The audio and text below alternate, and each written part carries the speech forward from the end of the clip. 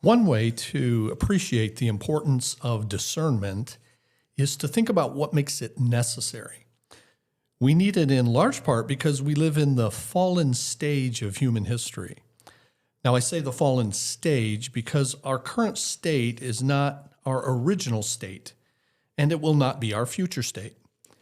Originally, our first parents were made with the capacity to sin, obviously, since in fact they did sin.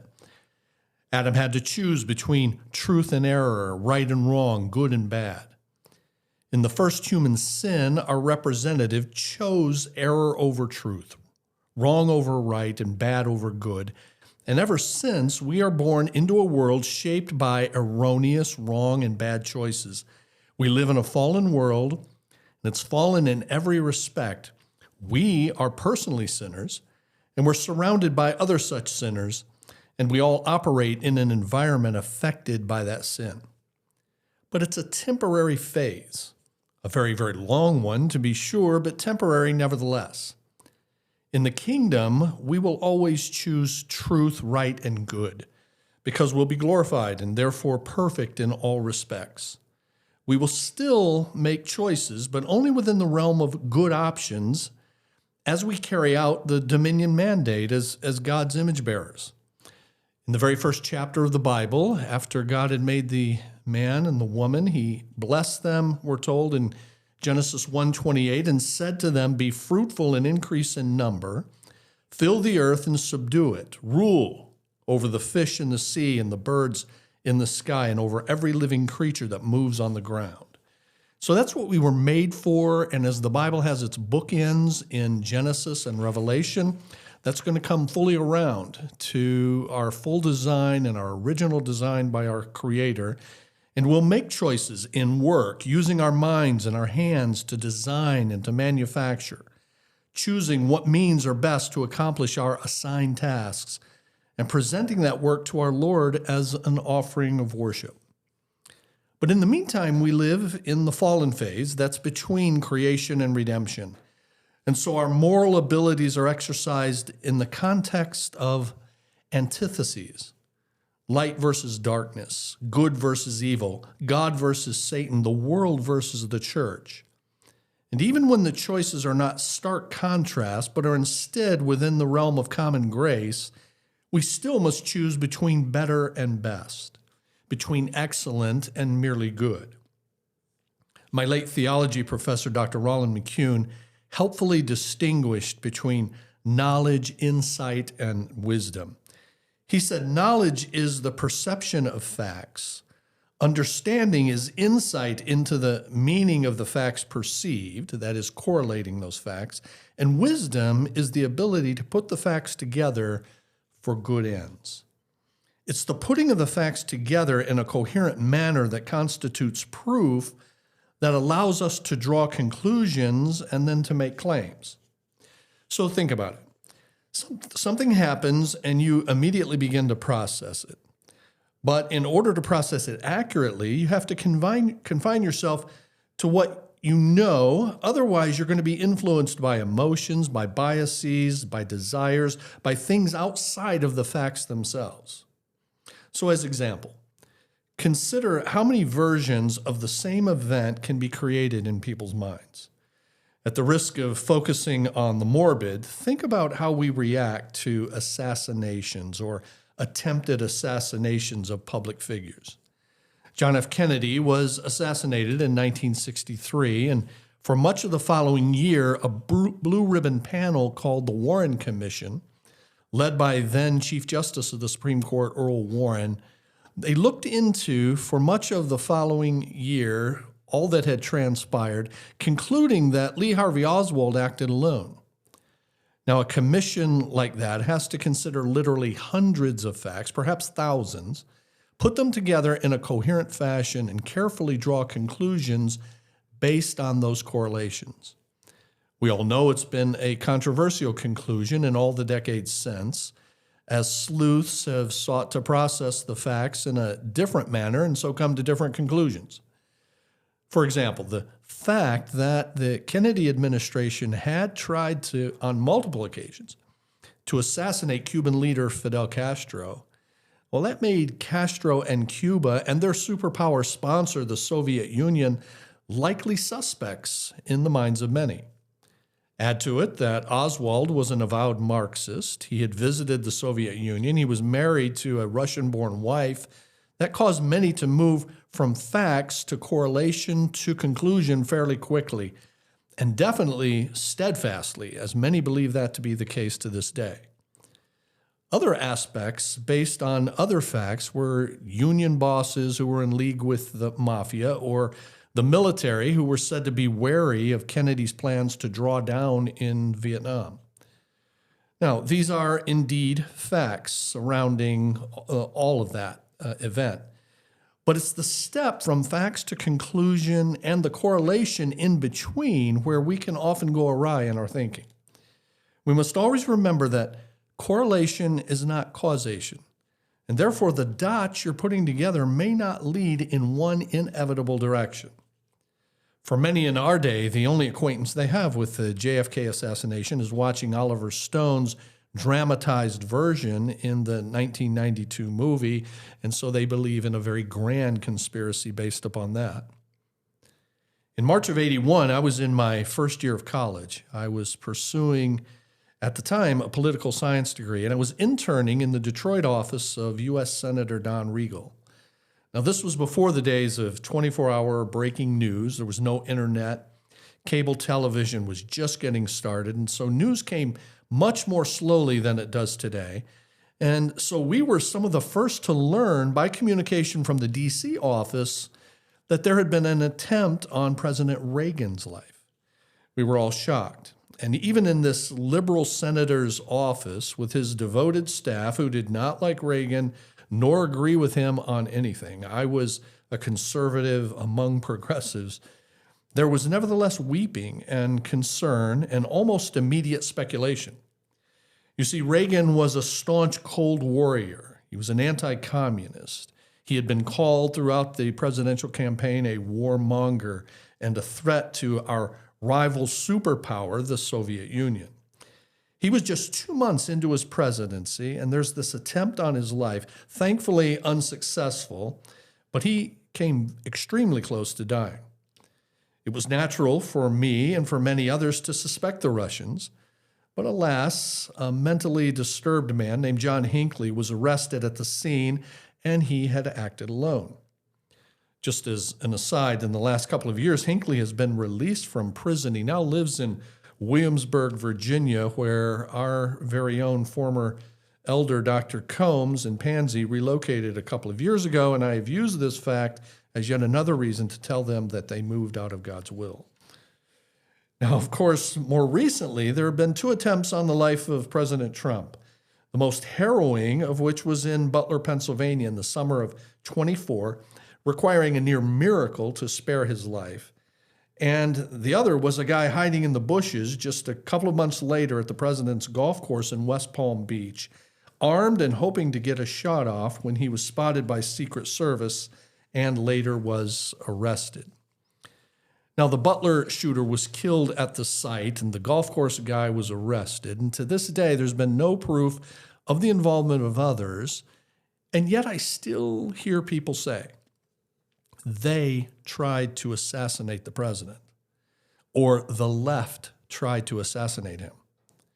But just like with JFK and Reagan, we were primed to already think of the Soviet Union, and now in our heightened climate of hatred toward those on the other side of the political aisle, blaming our opponents for attempted murder is acceptable to many, including professing Christians. Just over a week ago, a group of protesters entered a Baptist church in Minnesota. They disrupted the church's worship. They scared families and children. The place emptied in fairly short order, according to the video that most of us have seen. Apparently, the church had no security team, which is almost inexplicable in our day. And none other than former CNN news anchor and uber progressive Don Lemon was there with the protesters. Now, yet again, you've got a foe that you already do not like, and there he is, and so it's a short step to draw nefarious conclusions about his involvement. So I've heard folks say, forgetting that correlation is not causation, how did he, Lemon, know about the protests so that he could be there when it was happening? He must have been a part of it, they say. And many of us are predisposed to think that he was. But what do we mean by he must have been a part of it? Part of it how? He instigated it? He's a member of whatever group the others were in, if in fact they are a group? Those are possible, but we have to be clear about what we mean when we say he was part of it. And of course, there are always other possibilities. It's certainly not out of the realm of possibility that the protesters contacted Lemon and gave him a heads up to be there, assuming he'd have no objection to violating the church's space, given his antipathy toward biblical Christianity. And so if that's what we mean by he was part of it, well then sure. But here's another issue. The viral video that has gone around showing Lemon interrogating the pastor of the church after most had left, that video, if you look closely at the bottom right, shows another hand holding another microphone. And that one has the logo of a local news outlet on it. It appears Lemon was not the only media person on the scene. So how did this other outlet know about it? And why aren't we hearing about them? Perhaps Lemon is enough to get us more riled up than we already rightly, I might add, are about the brazen act of walking into a church during its worship service itself. Now, speaking of getting riled up, in the aftermath, there have been numerous claims that this is what churches should get used to, as invasions of worship space are going to become more common.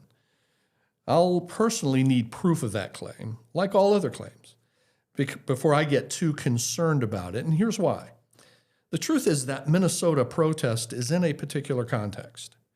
Remember that within the last couple of weeks, we had the killing of a protester who was in her car by an ICE agent. And you have, in this church, you have a church that has a bivocational pastor whose other job is that he's a commander with ICE. Now, none of that excuses the protest and the trespass, not even close. But it does say that these same facts do not exist for other churches in other parts of the country. There are many lessons about discernment to be gleaned from these current events and our relationship to them and our reactions to them. One is, friends, be slow and deliberate in drawing conclusions and making truth claims. Many of you have heard the saying, it ain't what you don't know that gets you into trouble. It's what you know for sure that just ain't so. And remember Occam's trusty edge. It's associated with William of Ockham, but the principle has been known and practiced for centuries before him. Occam's razor says, no more assumptions should be made than are necessary. Or to put it another way, the simplest explanation is often best. Or to put it another way, keep it simple. Or to put it still another way, the more elaborate your claims, the less likely they are to be true. Or finally, extraordinary claims require extraordinary proof. But there are people making a handsome living with podcasts that are replete with unfounded and even dangerous speculation. Candace Owens is certifiable. She spent weeks speculating that the wife of French President Emmanuel Macron, Brigitte Macron, is a man. Most recently, she spent still more weeks claiming that Charlie Kirk was assassinated by Mossad, that's Israel's elite special operations agency, because Charlie supposedly was ready to speak out against Israeli influence in our country. She's also claimed, incredibly, that Charlie's friends and family plotted against him and that Erica knew about it. And then there's Tucker Carlson, who has lost his ever-loving mind. I don't know what's motivating Tucker, but he's become a Russophile for some reason. He loves Russia and Vladimir Putin, and he can't stand Ukraine and Zelensky, and he's platformed anti-Semites. Other than that, he should be your go-to source. Tucker's Russophilia was on full display when he visited Moscow, and he gushed about how great life is there. He infamously took a trip to a grocery store. He was amazed at the cool shopping carts they have, a type that he erroneously claimed we don't have here. And I would just ask, how in the world would Tucker know? When was the last time he just went into a normal grocery store and shopped for himself? He was amazed at how clean the store was, and the kicker, at how low the prices were. Never telling his audience that the median income in Russia in US dollars is $630 a month. So even lower prices are in fact much, much, much higher for their income than prices are for us compared to our income. Tucker has had on his show a so-called historian named Darryl Cooper who denies the Holocaust. He's also recently had on not only an anti-Semite, but just a terrible human being and the vile misogynistic things he says about women in Nick Fuentes. And Tucker was at the White House just last week. He is the major media backer for J.D. Vance in 2028. Or perhaps some of you have heard of Eric Metaxas. Metaxas is an evangelical Christian who made his name doing apologetics and writing books on Martin Luther and Dietrich Bonhoeffer, and like Candace and Tucker at one time, was not close to what they've become. Now, I don't listen to any of these people for what I hope are obvious reasons, but I did see a clip of Metaxas during the Biden administration. Metaxas was claiming that demons inhabited the White House, and he actually showed a picture of a dark cloud that he claims hovered over the White House regularly, and it was an indication of that demonic presence. Speaking of, Tucker has made the claim that he was attacked by demons in his sleep because he woke up with unexplained scratches, and he did not have those scratches when he went to bed the night before. Now, how he knows it was due to demons, I have no idea. And incredibly, he said he also has 4 dogs that sleep with him. So I'm going to go with Occam here and say perhaps the demon is named Fido or Spot or something. Last thing on Tucker. I've not ever listened to his podcast. I gave up on Tucker years ago when he was still with Fox, and he presented a fictional narrative of the January 6th attack on our Capitol. He called it Patriot Purge, suggesting without proof that it was a setup to, as the name suggests, purge patriots. I was not the only one for whom Patriot Purge and that series was the last straw. Jonah Goldberg was a longtime friend of Tucker's and a colleague at Fox, and he quit in protest. Now, Jonah Goldberg is not a Christian, but his values as a journalist will not abide lying, and good for him. And when he saw it, he took appropriate action. Now, I bring that up because it's an area of discernment that precedes the categories that I mentioned at the beginning. I talked about discerning between good and bad, between right and wrong, truth and error. But one of the first areas of discernment that we need to exercise often comes before those choices in the decision of to whom we listen. To whom do you give your ears and eyes? And as I've puzzled over the last 10 years or so about how Christians have gotten to where we are in our lack of discernment, I'm convinced it starts with choices about to whom we listen and watch. We are not careful. And to the extent we are not careful, we become lenient. We're willing to allow stretching of the truth if it's in the service of our mutual agenda.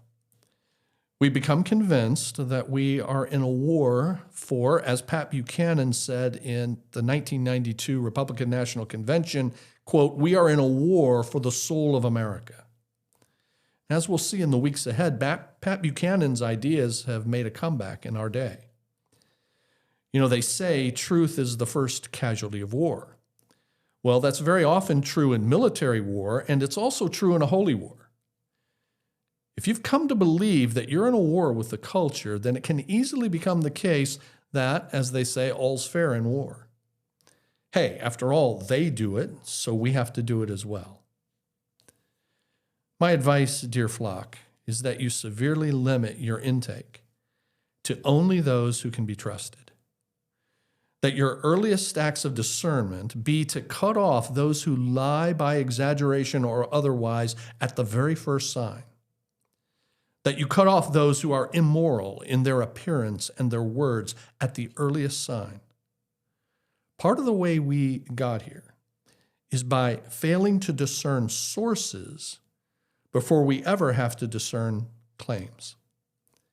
We became willing to accept people whom we should have viscerally rejected, and failing at that choice, we set ourselves up for buying into the intellectually false, the ethically bad, the morally wrong. My advice, in keeping with Solomon in Ecclesiastes 12 that I read for you last time, the words of the wise are like goads, their collected sayings like firmly embedded nails given by one shepherd. Be warned, my son, of anything in addition to them. Of making many books there is no end, and much study wearies the body. Now, I'll make some recommendations going forward in this podcast for what to read and listen to, but my burden is partly to get you to imbibe less, at least less cultural and political stuff. Reading and listening for your soul and for entertainment as a form of amusement. Muse means to think. Amuse means don't think, that you just kind of put your mind in neutral for a while to give it a rest. That can actually be a good thing. And reading and listening for your own creativity. Those can all be good, but we're overloaded with angry voices designed to enlist us in a cultural and political cause, and we must reduce that drastically. I want us to think better about less.